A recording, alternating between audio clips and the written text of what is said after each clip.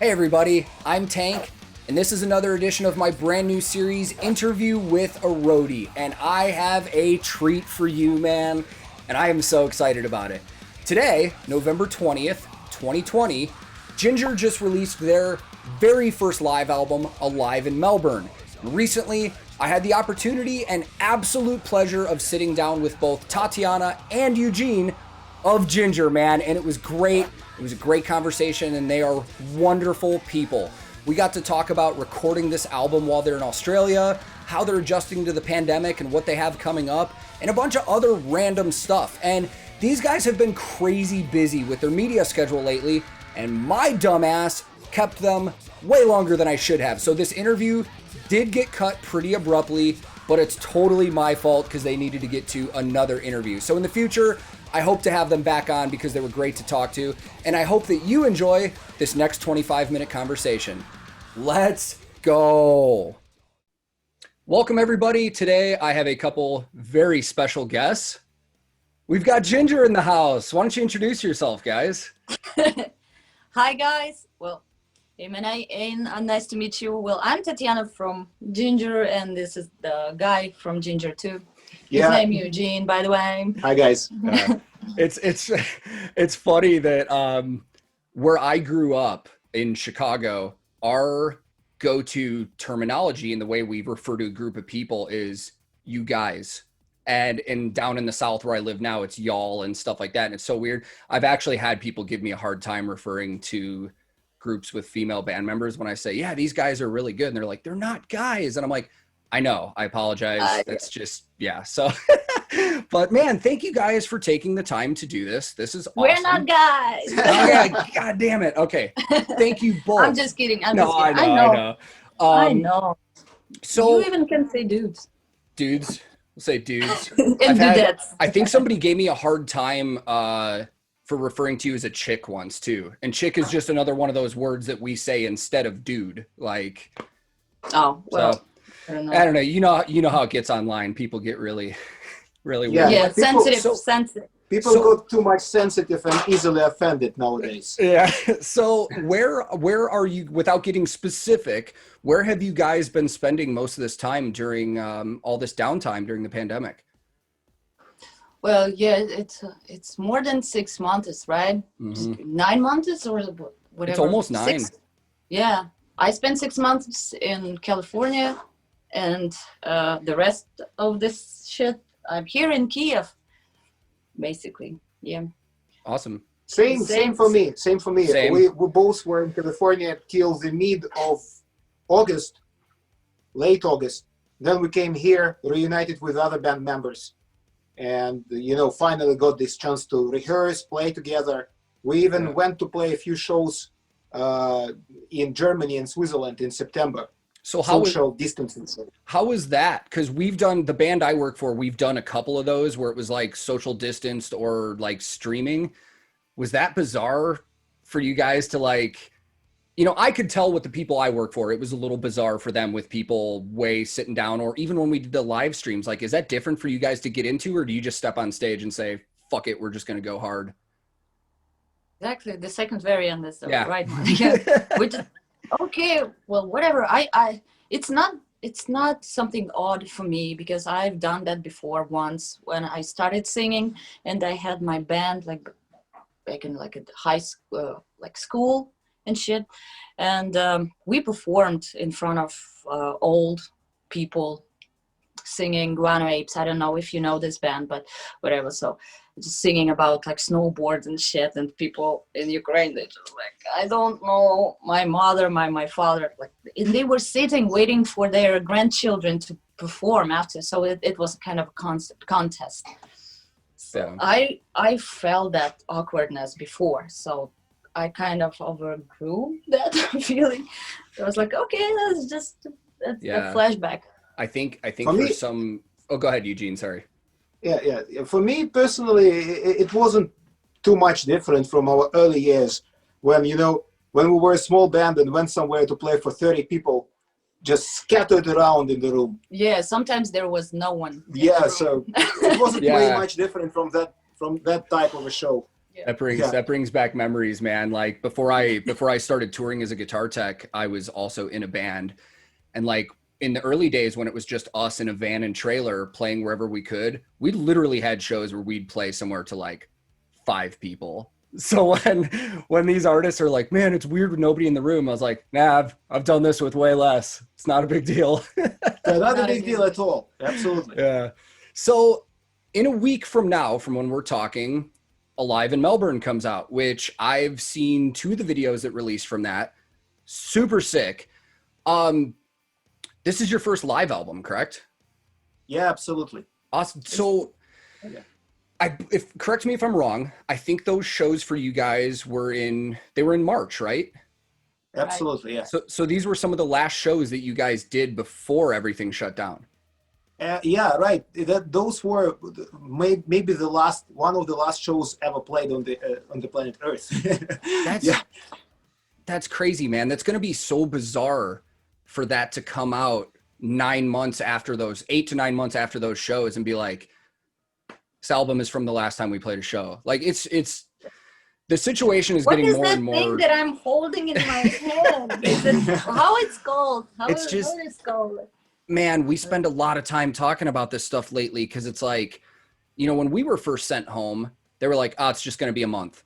We'll be home for a month and then we'll be back out.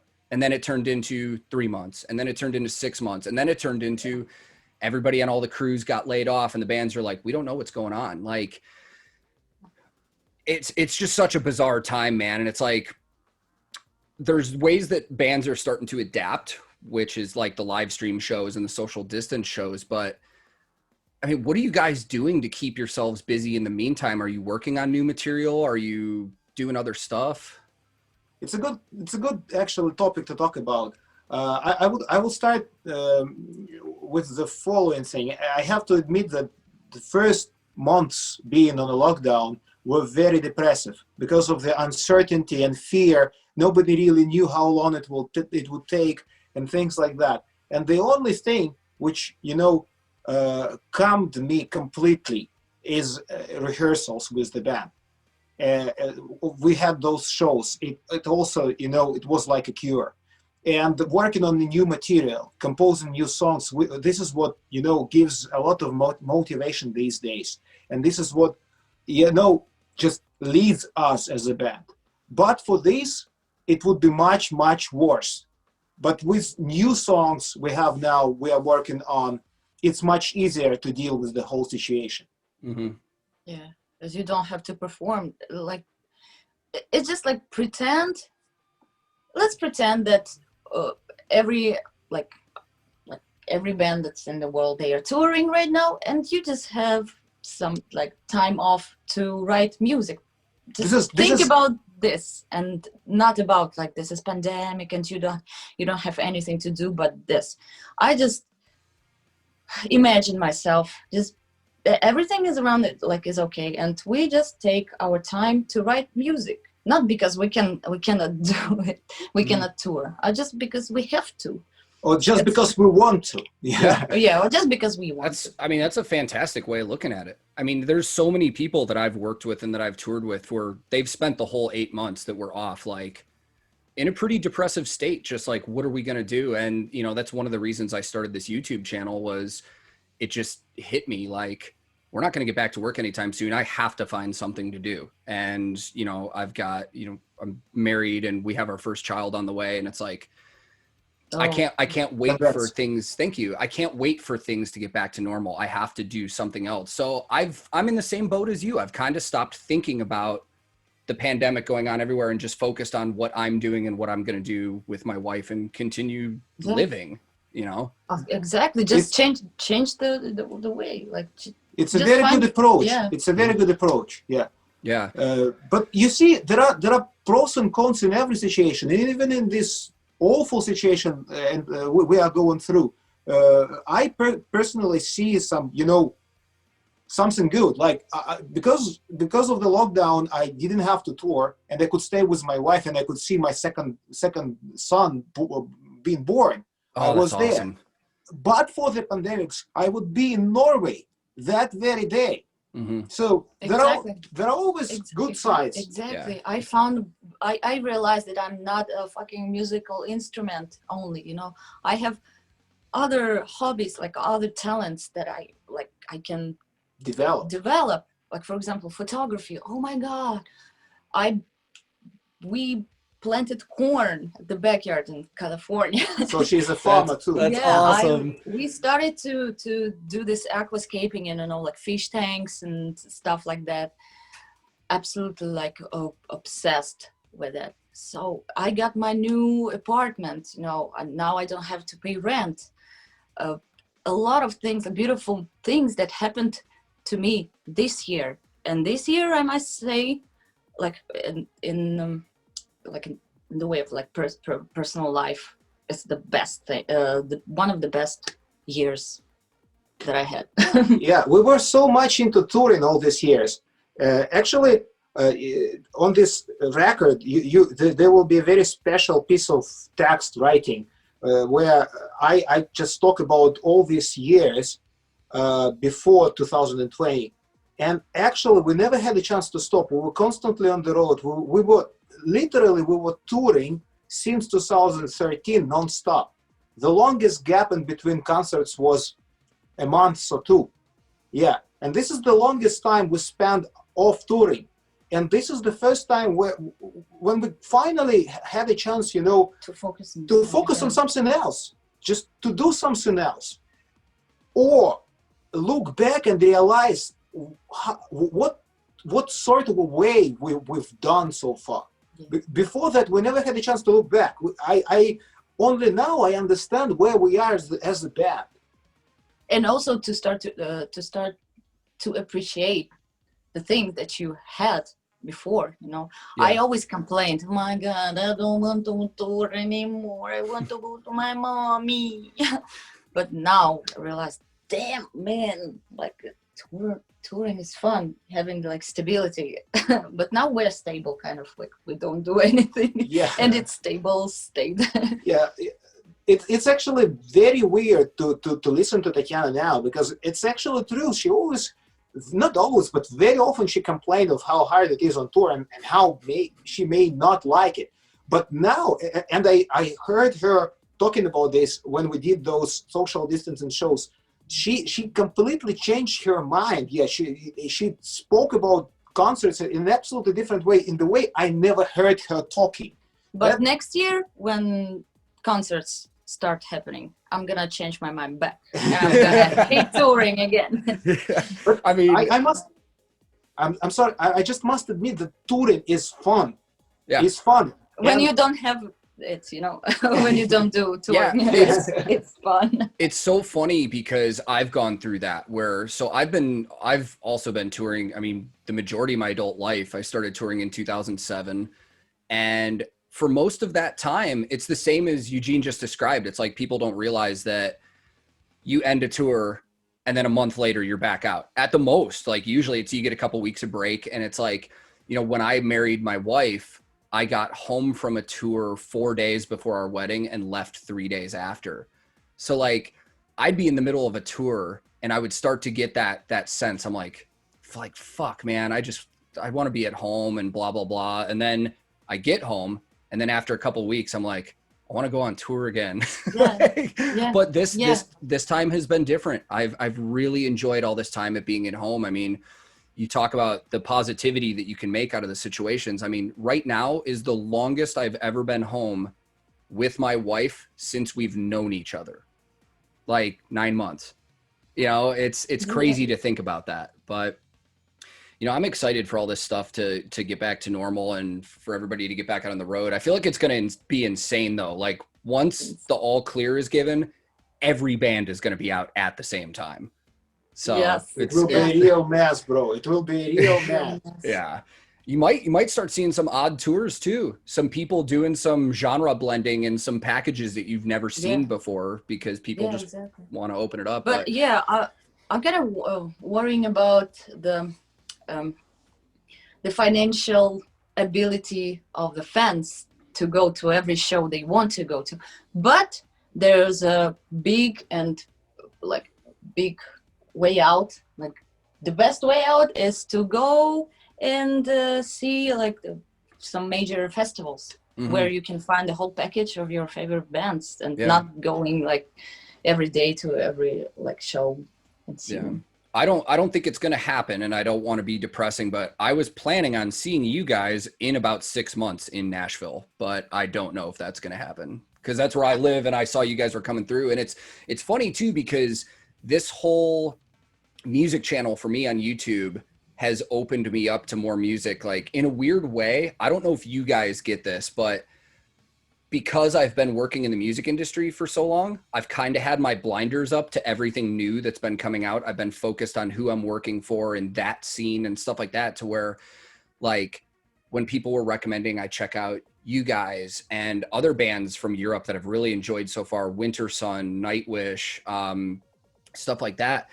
People are like, how have you never heard of these bands? And I'm just like, I work in the music industry, and I hear the same stuff every day. So it's kind of like after I finish, I don't want to go home and listen to a ton of new music because I'm a little bit burnt out. But it's been great discovering you guys. And like most other people that have done reactions, my first video I saw was Pisces. And sure. The virus. Another virus. Yeah, we don't have to talk about that. But the interesting thing to me, and I know I saw you had done an interview recently where somebody asked you about those vocal take reactions and stuff, but my view when I watch videos, being a crew guy and a guy who's in a band, I'm looking at everything. I'm not just sitting down and, watching the vocalist. So all these people were like, you got to hear Tatiana. She's awesome. And that's true. But I'm like, why is nobody talking about the rest of this fucking band? Like, you guys, no joke, are the first band I've seen in years that all four of you all the way around are incredibly, ridiculously talented. And I'm not trying to stroke your ego. It's just every time I watch a video, I'm just like, why are more people not talking about Vlad and Eugene and Roman? It's like, these guys are insanely good all the way around. And everything I've listened to you guys, I've loved. And one of the interesting things that I wanted to ask was, when you see bands growing in the scene, a lot of them will just grab a big endorsement company like Fender, Gibson, ESP, something like that. Eugene, you and Roman are playing some very interesting, intricate instruments. How did you guys get hooked up with your Overload, Roman's with OD? Like, how did that happen? Because no huge endorsement companies. I mean, no companies ever offered. We must admit, we must just talk about a very important fact. We are a band from Ukraine. And it changes everything for us, just everything. You cannot ever compare a band from Ukraine with a band from Germany. At some point last year, 2 years ago, we just realized a terrible fact, that bands who are much smaller than we are, who have much smaller fan base following, already have endorsement with these big companies, and we were never approached. Yeah, and with time, the situation changed. We finally got the endorsement. Vlad endorses Tama and Zildjian officially. Yeah, and we Roman and I were finally approached by bigger companies. But these smaller companies, they were first. They were first, and we didn't pick the first. Actually, the first one who came and offered something. No, we had a choice in between a few companies. And in case of me, Matteo from Overloads, he just came himself and brought the guitar and asked me to try it, and I liked it. And when you have just somebody who does it in this way, just talk to you personally, the head of the company comes and talk to you personally, it's just, for me, way more pleasant than just getting an email from Ibanez. Absolutely. You just see that the person has this dedication. He really appreciates and believes. Yeah, and he believes in you. Yeah. Yeah. It's way better. It's way better, and that is why I'm with Overloads, and I'm absolutely satisfied with them. And this is why Roman has been all these years with OD. Yeah, because when you work with a smaller company, it is way more personal.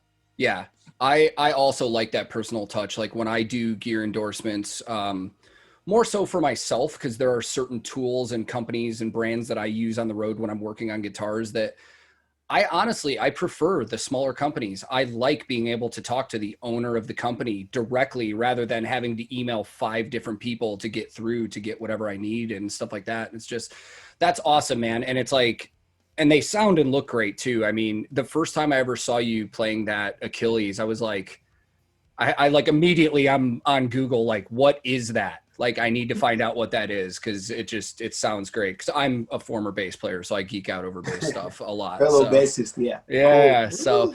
So I've taken up a good amount of time. So as I told you before we started, there were a few questions from the Twitter and YouTube community that I pulled that were a little more interesting than some of the other normal ones you guys probably get. I've got a question from Chase Carnison, who's actually another YouTuber that I've met, who is a good friend of mine now. He's kind of doing the same thing I am on YouTube. He's a former musician that was in a band. So when he does videos, he's talking about the music and stuff like that. But we were talking about this the other day, and he asked, how do you think this current climate is going to change the music industry going forward? Like, for example, are labels going to build a more competent digital space and do stuff with their bands digitally? Or do you think when this is back to normal, it's just going to be back to how it was? Well, it will never be back to how it was, in my opinion. I agree. The market and the whole industry will be different. In which way different, it's hard to say now, because it's still not over. And it will take at least the other 6 months, at least. The earliest I see shows coming back is the next summer, and it will be summer festivals. And the only reason why I believe they will happen is because summer festivals are open airs. Yeah, and it's just safer to do this in this way. Yeah, and it's hard to say, especially about the labels and selling music, because on one hand, it's obvious that streaming platforms are conquering the world. On the other hand, we all saw the rise of vinyl, yeah, and people still love having something in their hands. So I think they will be kind of balanced, these two, yeah, different parts of the world of labels and selling music. But what will be absolutely different is touring, in my opinion, just because of the fact that half of the venues are already closed forever. Bro. Mm-hmm. Forever. The venue we played in Kiev, Bingo, got closed yesterday. Yeah. It was sold. Yeah, now they changed it completely, so there is no more Bingo. Yeah, and this is one of those venues where we could play. Now we don't have a venue to play in Kiev. Mm-hmm. The others are maybe way too big, and it's just impossible to pull 3,000 metalheads in Ukraine. I doubt if Slipknot comes, they can pull 3,000. No, this won't happen in this country. Yeah. Yeah, and this is what it is, a worldwide crisis of live music. There will be no place to play, no infrastructure. The infrastructure is killed. Yeah. And how we're gonna deal with this? It's very hard. It's very hard to, I feel like this situation is almost benefiting companies like Live Nation and AEG that already have the money to keep their venues afloat, and all the other venues, like you mentioned, are closing. Like Chain Reaction in Anaheim in California, like a bunch of bands and Violent Gentlemen got together and tried to do a fundraiser to help them stay open, but it's like they're really close to shutting their doors forever, and they've been there forever. Like, it's kind of weird. But so Tatiana, I see your Incubus shirt. That's one of my favorite older bands that I grew up with. I love them. They're so good. Actually, I got it from, like, we had a chance, like, we had a day off in New York, I think a year ago. Was it a year ago? It was the 2nd of October. 2nd of October, and we had a day off there, and somehow we got an opportunity to go to Incubus show that day for free. Yes. As like VIP, I don't know. And I got this shirt there, and it was amazing. It was amazing. They're so good. Fucking goosebumps. I haven't seen them in so long. The last time I saw Incubus live was on I think it was Morning View. It was the tour off that album in Chicago when I still lived there. But, you know, I wanted to bring that up because you guys obviously have a lot of different influences in your background. Yeah, I'm really sorry to interrupt you, but we ran out of time. Yeah, we just need to cut it short. There's another interviewer already calling. Okay, so really quick, new album comes out next week. What is the best way for people to support you if they want to? Get a vinyl. Perfect. Film reaction, YouTube reaction. Perfect. Guys, thank you very much for your time. I will let you get to your next interview. Yes. Hopefully we can get to talk again soon, and have a wonderful day. You too. You too. Thank you. Yeah, big pleasure to talk to you. And like I said, I really enjoy what you are doing. Keep doing.